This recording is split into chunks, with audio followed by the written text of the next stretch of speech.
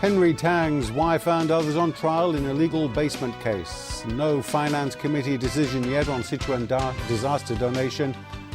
And violent protests as French Parliament passes same-sex marriage bill.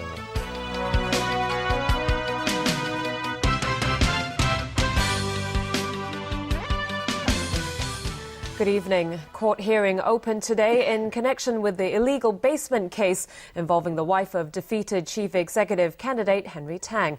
Apart from Lisa Kuo, also standing trial on charges of building ordinance violations are the architect, structural engineer and contractor in the construction of Tang's house in Kowloon Tong. Due to a large amount of material from the prosecution side, the court has granted the defendants 6 weeks to prepare for their cases. Hand in hand, Henry Tang and wife Lisa Kuo walked out of Kowloon City Magistracy and into the swarm of media. I won't comment because it's now under judicial process already. Okay. It's the first day of the high-profile court case as Kuo, along with architect Henry Ho, structural engineer Wong Pak Lam and a contractor company, face charges relating to offences under the building's ordinance. Kuo's lawyer said the prosecution has presented a significant amount of material. We've only recently received the prosecution material. We need to consider that material and then decide how to deal with the case. The Buildings Department is accusing Kuo of constructing all of parts of a basement, including 2 skylights, without or before receiving consent from the building authority. The other defendants are accused of knowingly misrepresenting a material fact in documents presented to the authority in 2007, that is, claiming that the house was built according to the authorised building plans. Magistrate Clement Lee granted the defence 6 weeks to prepare, setting the next hearing date at 5th June. Tang's home was found to contain an illegally built basement spanning more than 2,000 square feet while he was running for chief executive last year. The Buildings Department pressed charges in February this year after a year-long investigation into the case. Disease prevention is a new challenge in the earthquake-devastated area of Sichuan province on the mainland. Rain and cool weather are making life even more difficult for the survivors. Many of them are staying in tents as buildings damaged by the quake are too dangerous to live in. Jamie Lam reports. Most of the provincial roads in the earthquake-devastated region of Sichuan have now been reopened to traffic. But travel here at your own peril. Days of rain has soaked the ground and so increasing the danger of landslides. The rain also lowered the temperature in Baoxing, and for those staying in tents and shelters, a cup of hot soup and a bowl of noodles from a generous neighbour is a welcome touch of warmth. Some of the school buildings are now deemed too dangerous for classes to resume. Children are having to cramp into tiny makeshift classrooms. Supplies keep pouring into Baoxing and disease prevention is now a priority. Seismologists say there have been more than 4,000 aftershocks since last Saturday's devastating quake. The length of the cracked earth in some areas stretches up to 40 kilometers. In the township of Lushan, many of the homes are empty because the buildings are no longer safe to live in. Families have to share tents and meals. This rescue worker says this is his first hot meal in days. The local police station has transformed into a relief supplies distribution centre. But there is no lack of generosity here. Volunteers are handing out food and clothes to those in need, and local restaurants offering free meals have attracted long lines of people. Communication is a problem because of a power outage. There are makeshift mobile phone charging stations everywhere. Hygiene conditions are also getting worse. We feel we have lost so much, says this boy, and we don't dare to retrieve our belongings inside the buildings. They need to make the buildings stronger so that we are safe, he adds. Here in Hong Kong, the LegCo Finance Committee held a special meeting today to discuss the government's proposal to inject $100 million to the Disaster Relief Fund for donation to the provincial government in Sichuan. Raymond Chan of People Power fears the money will only end up in the pockets of corrupt officials. Wang Kuo-kin of the Federation of Trade Union, though, accused those in doubt of politicizing the issue. Chief Secretary for Administration Carrie Lam, who is tasked with handling the donation idea, told legislators that it is not practical to ask the Sichuan provincial authorities to monitor where the money is going when they are inundated with rescue work. The Democratic Party's James To suggests that the donation should be made to non-governmental organizations rather than the provincial government. Because of differences among legislators over the issue, the Finance Committee did not vote on the funding proposal today. Jenny Lam, TVB News. Well, legislators have begun a filibuster to block the budget bill in a fight for pension for all. Debate is further delayed by repeated calls to check if there's a quorum. Jenny Lam again. Legislators were united in a minute of silence to remember victims of the Sichuan earthquake. But the political divide resumed straight after. People Power and the League of Social Democrats have put forward more than 700 amendments to the budget. The filibuster aims to fight for universal pension and a $100,000 government cash handout for all. To further drag out the time, they repeatedly asked to check whether there was a quorum in the chamber. LegCo Secretariat has grouped the amendments under 148 debate topics.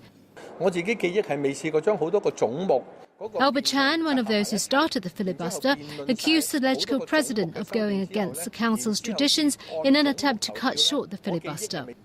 Denying he has broken any rules, LegCo President Zhang Yuxing said the length of every debate varies depending on the complexity of the topic. The government has reminded legislators in a letter of the need to pass a budget by the middle of May. Temporary funding to bridge over 2 consecutive budgets every year covers expenses in public services such as education and security, plus the payrolls of staff in LegCo and the judiciary. There is enough to tie over 2 months only. A filibuster to block the budget bill, the government warned, will result in an unnecessary administrative crisis and in turn hurt public interest. Lawmakers in favour of the filibuster accused the government of damaging Hong Kong's Western-style parliamentary culture by instructing the legislature to pass bills. But the pro-establishment camp said the entire community will pay the price of an extended filibuster. Jenny Lam, TVB News. Overseas, and France has become the world's 14th country to allow same-sex marriage. But the new law, championed by Socialist President François Hollande, sparked violent street protests. Alan Buckner reports.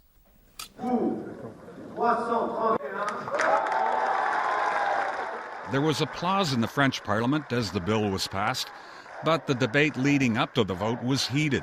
An agitated protester in the public gallery had to be physically removed. Social and conservative lawmakers came close to blows several times during lengthy debates on the law.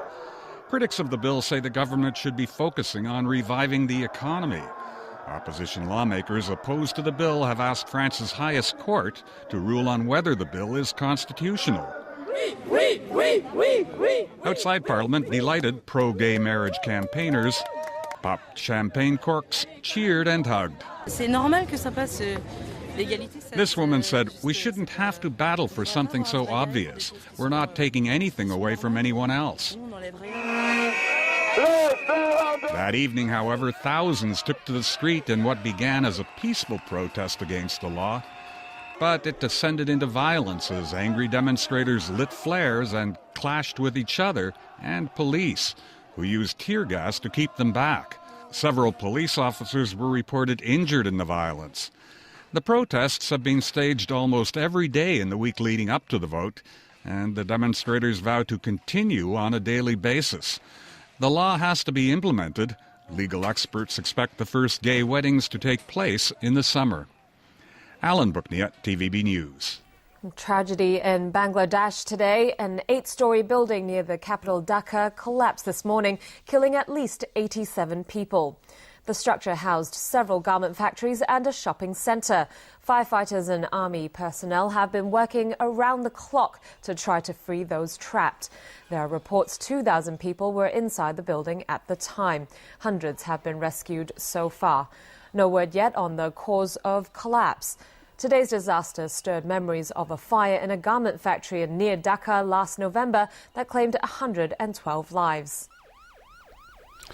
US lawmakers grilled top security officials yesterday about the handling of the Boston Marathon bombing investigation. In particular, they wanted to know why one of the suspects, already known to the authorities as a possible Islamist radical, was not tracked more closely. A hearing of the Senate Intelligence Committee said there was a lack of sharing of some crucial information despite platforms designed specifically for that purpose. Family, friends and colleagues gathered yesterday to pay their final respects to Officer Sean Collier, the MIT policeman whose shooting death last Thursday set off a dramatic chain of events that led to the Boston Marathon bombers. The authorities say Collier was ambushed and shot multiple times by the bombing suspects, Tamerlan and Dzhokhar Tsarnaev. After the killing, one of the brothers hijacked a sports utility vehicle and, with the other following in their own car, led law enforcement on a running gun battle through the streets of Boston. 26-year-old Tamerlan was killed while his brother escaped and managed to evade capture for almost a day. The badly injured 19-year-old was finally taken into custody after being found hiding in a boat stored in a residence garden. The badly injured 19-year-old was finally taken into custody after being found hiding in a boat stored in a residence garden about half a kilometre away from where he'd abandoned his vehicle. Lawyers for Catherine Tsarnaeva, the widow of Tamerlan, say their client is still deeply shocked by events. As a mother, a sister, a daughter, a wife, Katie deeply mourns the pain and loss to innocent victims. As more information about the brothers becomes available, accusations that the FBI and Homeland Security had failed to act appropriately to Russian warnings about the radicalization of the elder Tsarnaev. He was interviewed by the FBI in 2011, but his 6-month trip to Russia's Restiv Dagestan region in 2012 apparently didn't set off any alarms. The system pinged when he was leaving the United States. By the time he returned, all investigations the matter had been closed. It's still unclear why the FBI and other agencies had failed to identify the brothers at the time their pictures were released to the public on Thursday, despite having their photographs on a watch list database. U.S. prosecutors have dropped charges against a Mississippi man accused of sending letters laced with a deadly poison ricin to President Barack Obama, a U.S. senator and a state judge. The sometime Elvis Presley impersonator and hospital malpractice whistleblower Paul Kevin Curtis said he respected the president and would never do anything to threaten him or any other U.S. official. Within hours of releasing Curtis, police and federal investigators searched the home of another Mississippi man who had links with the original suspect. Police say former local politician Everett Dushka is cooperating fully with the investigation. Officials say Curtis and Dushka were acquainted and are believed to have known each other for several years. The two men charged in an alleged al-Qaeda-backed plot to derail a Canadian passenger train made their first court appearances yesterday. Police say 35-year-old Rai Jazir, seen here being driven to court, and 30-year-old Shihab Es-Sagair received directions and guidance from members of al-Qaeda in Iran. Jazir denied involvement, and his lawyer said Jazir was in a state of shock and disbelief at the charges. In a separate hearing in Montreal, where he lives, Es-Sagair was remanded in custody and is expected to be transferred and tried in Toronto. The two are accused of conspiring to blow up a trestle as a train between Toronto and New York passed over it. And still ahead, the first case of H7N9 avian flu in Taiwan. Anson Chan sets up a new group to push for universal suffrage.